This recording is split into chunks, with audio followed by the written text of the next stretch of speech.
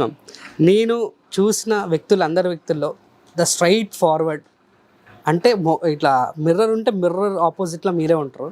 అంత straight forward ఉంటారు నిజాయితీకి, స్ట్రైట్ ఫార్వర్డ్కి. ఐ థింక్ దీనివల్ల మీకేమైనా ప్రాబ్లమ్స్ వస్తాయేమో అని ఉంటుంది. ఏమండి మీరే చెప్తున్నారు స్ట్రైట్ ఫార్వర్డ్ అంటే అర్థమే ప్రాబ్లం. ఇప్పుడు నేను మిమ్మల్ని ఐస్ పెట్టి మాట్లాడినంత వరకు మీరు ఎక్కడో ఉంటారు. ఒక్కసారిగా నేను మీ గురించి ఒక కామెంట్ చేశాను అనుకోండి, మీ రియాలిటీ చెప్పాను అనుకోండి, ఇమ్మీడియట్గా అది మారిపోద్ది. సో దీంట్లో నాకు ప్లస్ అవుతుందా మైనస్ అవుతుందా అని నేను ఎప్పుడూ ఆలోచించలేదు. నాకేంటంటే చిన్నప్పటి నుంచి పొట్టలో ఏమైనా పడింది అనుకోండి అది చెప్పేయాలి, అది కక్కేయాలి, ఎదుటోళ్ళని తిట్టేయాలి. చచ్చినాడు ఎలా చేసావు ఇది అని తిడుతుంటారు కదా, అలా కాకపోయినా వేరే రేంజ్లో తిడతాను, అంతకంటే ఎక్కువ తిడతాను. బూతులు కాదు, అంటే వాటిలో ఖచ్చితంగా మార్పు రావాలి, అలా తిడతాను. ప్లస్ అక్కడితో వదిలేను, వాళ్ళ పేరెంట్స్ని పిలిపిస్తాను. అది నేను ఎప్పుడు చేస్తాను. దాంతో ఏమవుతుందంటే అండి, మామూలుగా మందు వేసుకుంటే మనకు మూలం చావాలి, మూలంలోంచి పని చేయాలంటారు. అలాగే అమ్మా నాన్నకు చెప్పడం వల్ల వాళ్ళ పెంపకం మీద మనం ఒక దెబ్బ కొట్టినట్టు.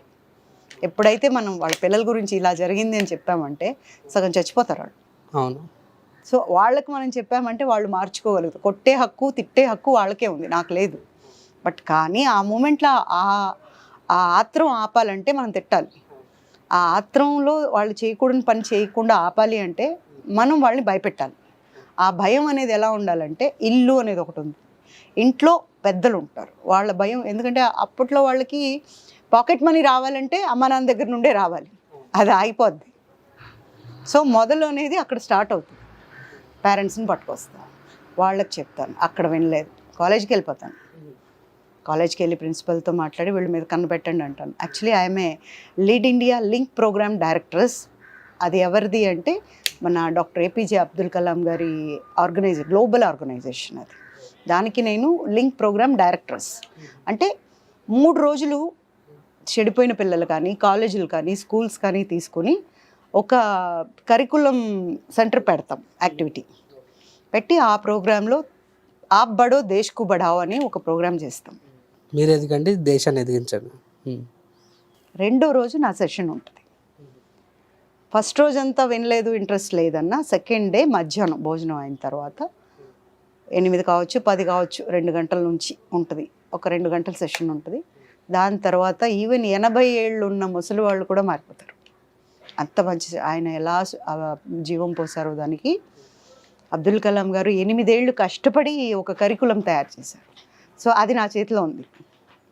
సో ఎవరైనా ఒకరికి దారి తప్పారు అంటే ఫస్ట్ నాకు ఆ కరికులం గుర్తొచ్చేస్తుంది, ఏ పాయింట్ యూస్ చేయాలి.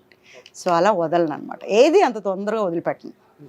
అంత అగ్రెసివ్గా కనిపించనేమో కానీ, బట్ ఒకటి జరిగింది అంటే మాత్రం బ్రెయిన్లో కూర్చోండి. అది అర్ధరాత్రిలో అయినా సరే, పగలైనా సరే, లేదా ఈ టైంలో ఎవరైనా ఇలా అనుకుంటారా, అసలు ఇలా కష్టపడతారా అన్నా సరే నేను కష్టపడతాను.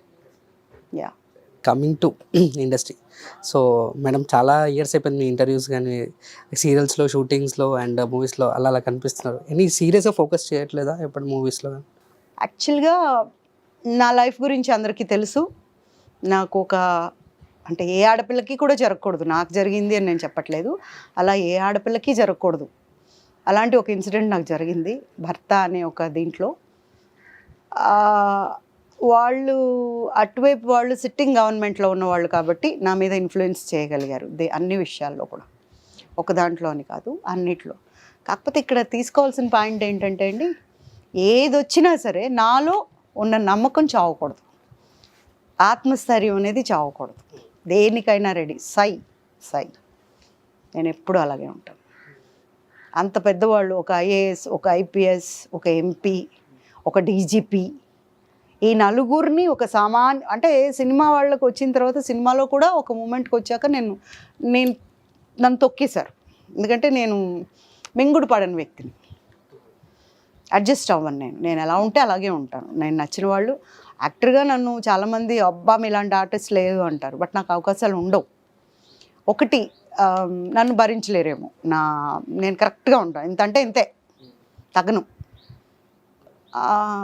వాళ్ళకి కావాల్సిన లెవెల్లోకి దిగను, అందువల్ల లేకపోవచ్చు. తర్వాత వీళ్ళతో అంటే నిజం చెప్పాలంటే ఈ కేసులో నాకు ఎటువంటి సంబంధం లేదు. అటువైపు వ్యక్తి ఎవరైతే అతన్ని పెళ్లి చేసుకుందో ఆవిడ వాళ్ళ అమ్మా నాన్న వాళ్ళ నాన్నగారు స్టంట్ వేసుకొని డైరెక్ట్గా మా ఇంటికి వచ్చారు, వచ్చి నా కాళ్ళు పట్టుకున్నారు, దయచేసి పెళ్ళి ఆపండి అని. నేను అనుకున్నా నేను లింక్ ప్రోగ్రామ్ డైరెక్టర్స్ కదా లీడ్ ఇండియాలో, ఏ 10వ క్లాస్ పిల్ల ఎవరితోనో లేచిపోయిందేమో అనుకున్నాను నేను. అంతా చేస్తే ఐఏఎస్ ఆఫీసర్ ఆవిడ. నేను ఎవరమ్మా, ఏ ఏ ఏ ఏరియా, ఏ స్కూలు, ఎన్నో క్లాసు అని అడిగా. క్లాస్ ఏమిటి అంది ఆవిడ.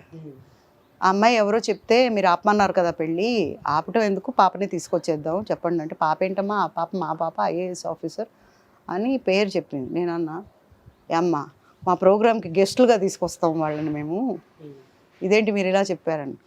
కాబోయే మొగుడు ఎవరో తెలుసా అమ్మ అంది. చెప్పమ్మా అది కూడా విందాం అంటే, విజయ్ గోపాల్ అని పేరు చెప్పింది. నేను లోపలికి వెళ్ళి, ఒక్క నిమిషం అమ్మ అని లోపలికి వెళ్ళి ఒక వైట్ పేపర్ మీద సైన్ చేసి ఐఎమ్ అగ్రీయింగ్ ఫర్ డైవోర్స్ అని చెప్పి ఒక పేపర్ తెచ్చి ఆవిడకి ఇచ్చాను. భరించేవాడు భర్త అంటారు. భరించలేకుండా ఒక అర్ధరాత్రి పారిపోయిన వ్యక్తి నాకు అవసరం కూడా లేదు.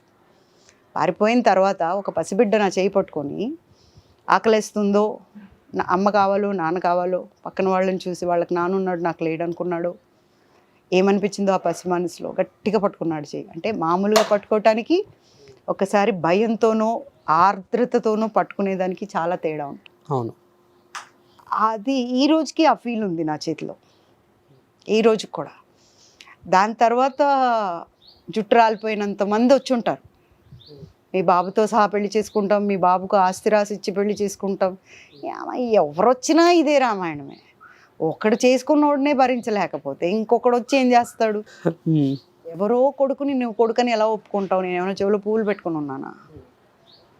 కన్న కొడుకునే పట్టించుకోకుండా వెళ్ళిపోయిన వాళ్ళు ఉంటే ఎవడో నువ్వు ఈ కొడుకుని ఎలా పట్టించుకుంటావు? తర్వాత నన్ను చంపుతావో వాడిని చంపుతావో? అవసరమా మాకు అవన్నీ?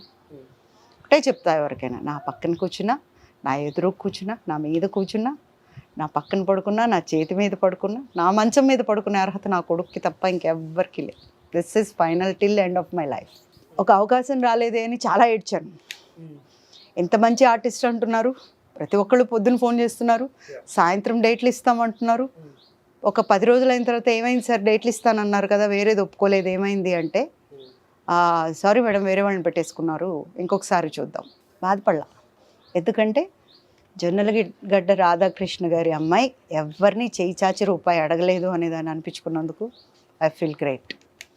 నా దగ్గర ఉన్నంత వరకు తిన్నాను, లేదంటే గొళ్ళెం పెట్టుకొని మంచినీళ్ళు తాగాను, లేదంటే నేను సంపాదించుకున్న దాంట్లో అన్నీ వేసుకొని పారిపోతే నా దగ్గర మిగిలిపోయిన చిన్న చితక ఉంటే అవి అమ్ముకొని నా బిడ్డను పెంచాను. మా అబ్బాయి చదువుకునేటప్పుడు భయపడేదాన్ని, ఎంత పెద్ద డిగ్రీ అడుగుతాడో, రేపు అది దానికి డబ్బులు కట్టగలను అందరూ చెప్తుంటారు, ఇంత అయింది ఇంత అవుతుంది, అది అవన్నీ తెలియదు నాకు. నాకు తెలిసింది ఒక్కటే, 100 రూపాయల నోట్ అంటేనే డబ్బు అని, ఇంకా దాని తర్వాత ఏ నోటు చూపించినా డబ్బు కాదని. అలా పెరిగాను నేను. అంత ముద్దుగా I'm a pampered girl to my dad and he was everything to me and he's to do everything for me. And I never knew that ఒక గొడవ అవుతుంది, ఒకళ్ళు తిట్టుకుంటున్నారు, ఒకళ్ళు కొట్టుకుంటున్నారు, డబ్బుల కోసం పోట్లాడతారు, డబ్బుల కోసం చంపుకుంటారు, ఇవన్నీ నాకేం తెలియదండి.